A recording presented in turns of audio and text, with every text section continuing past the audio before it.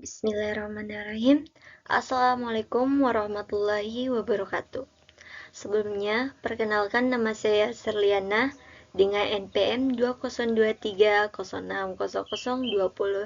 dari Fakultas Hukum dan Ilmu Sosial di Universitas Handayani Makassar. Jadi, saya akan mempresentasikan yaitu klarifikasi hukum Islam, ibadah, muamalah, dan jinayah. Bagian pertama yaitu pengertian hukum Islam. Secara definisi, hukum Islam atau syariah adalah seperangkat peraturan yang bersumber dari wahyu Allah Subhanahu wa taala dan Rasulullah Shallallahu alaihi wasallam yang mengatur tingkah laku manusia dalam kehidupannya. Hukum Islam mencangkup semua aspek kehidupan, baik yang bersifat pribadi maupun berkemasyarakatan. Ya, adapun sumber-sumber hukum Islam yaitu meliputi Al-Quran, As-Sunnah, Ijma, dan Qiyas. Al-Quran merupakan sumber utama dan tertinggi, sedangkan As-Sunnah berfungsi sebagai penjelas, penguat, dan pelengkap terhadap Al-Quran. Adapun ibadah yaitu hubungan manusia dengan Allah Subhanahu wa taala. Pertama yaitu taharah, atau dibilang bisa dikatakan dengan bersuci, yaitu dari hadas atau najis yang bersifat hukmi dan najis atau kotoran yang bersifat materi. Taharah mencakup wudu, tayamum, mandi wajib, dan istijah. 2. Salat. Salat adalah ibadah yang terdiri dari perkataan dan perbuatan tertentu yang dimulai dengan takbir dan diakhiri dengan salam. Salat terbagi menjadi salat wajib yaitu 5 waktu, Jumat, dan salat sunnah atau bisa disebut dengan duha, tahajud, dan lain-lain. Ketiga, zakat.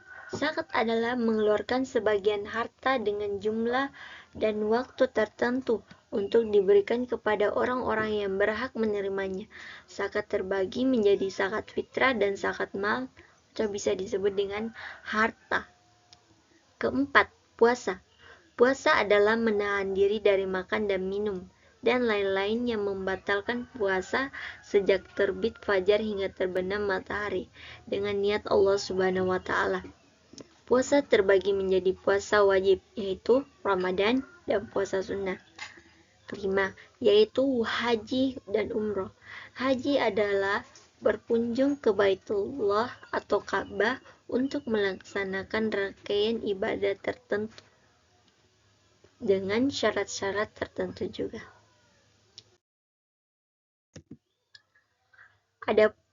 Dan kali ini yaitu muamalah, yaitu hubungan antar manusia. Hukum keluarga. Hukum keluarga mengatur antar anggota keluarga yang mencangkup pernikahan, perceraian, nasab keturunan, waris dan wasiat dan hibah. Adapun juga hukum ekonomi. Hukum ekonomi mengatur transaksi ekonomi finansial yang mencangkup jual beli sewa menyewanya, gadai, utang piutang, perbankan, asuransi, dan berbagai bentuk transaksi ekonomi lainnya. Hukum internasional mengatur hubungan antar negara baik dalam keadaan damai maupun perang. Ini mencangkup perjanjian internasional, diplomasi, hak asasi manusia, dan hukum perang.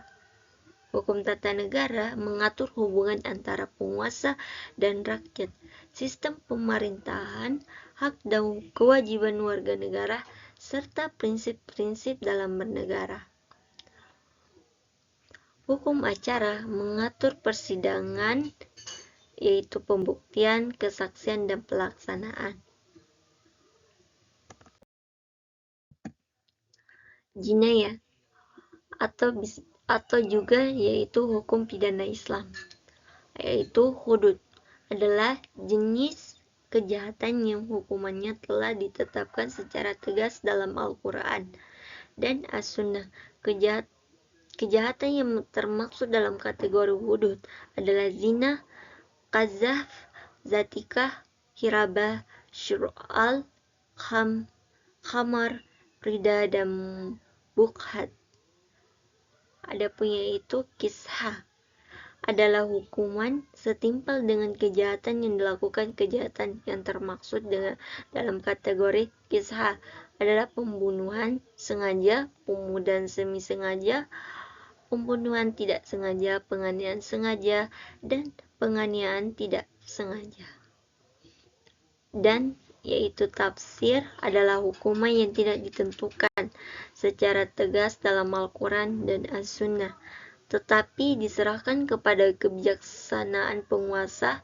Tafsir ini juga mencangkup semua jenis kejahatan yang tidak termasuk dalam kategori hudud dan qisas. Keterkaitan antar kategori yaitu ibadah dan muamalah. Ibadah merupakan pondasi dari muamalah.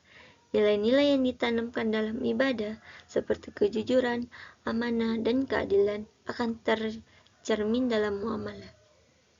Kedua, ibadah dan jinayah.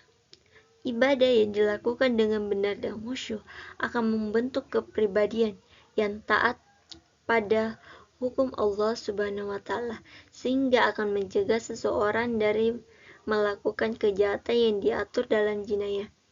Muamalah dan jinayah.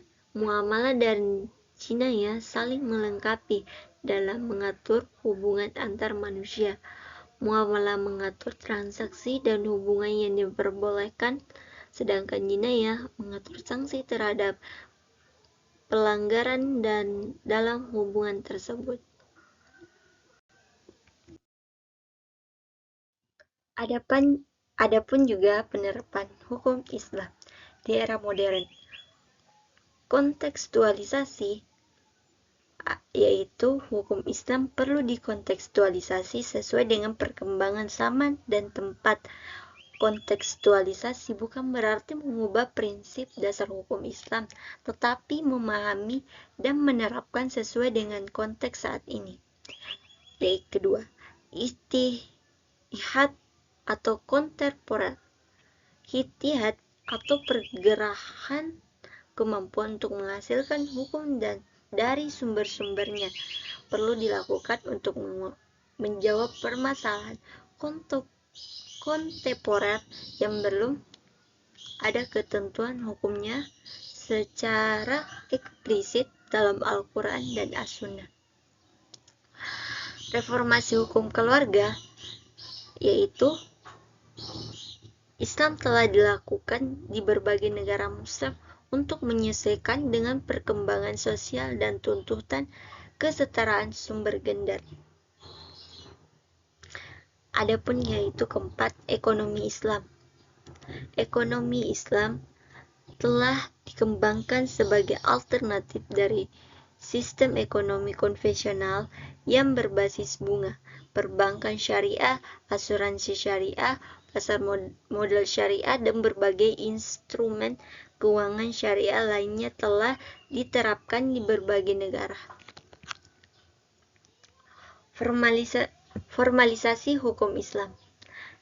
Beberapa negara Muslim telah memformalisasi hukum Islam menjadi hukum positif, terutama dalam bidang hukum, keluarga, dan ekonomi. Harmonisasi hukum internasional. Hukum Islam perlu diharmonisasikan dengan hukum internasional, terutama dalam hak asasi manusia. Baik, dari itu yang saya jelaskan. Adapun kesimpulan dan sarannya yaitu hukum Islam adalah sistem hukum yang komprehensif dan relevan untuk semua zaman. Memahami klarifikasi hukum Islam, termasuk ibadah, muamalah, dan jinayah sangat penting untuk mengimplementasikan ajaran Islam secara komprehensif dan kontekstual. Di era modern, diperlukan ikhtiar kontemporer, dan dialog antar peradaban untuk memastikan bahwa hukum Islam terus berkembang dan berkontribusi positif dalam pembangunan hukum global dan berkeadilan. Itulah tadi presentasi saya. Kurang dan lebihnya mohon dimaafkan. Wassalamualaikum warahmatullahi wabarakatuh.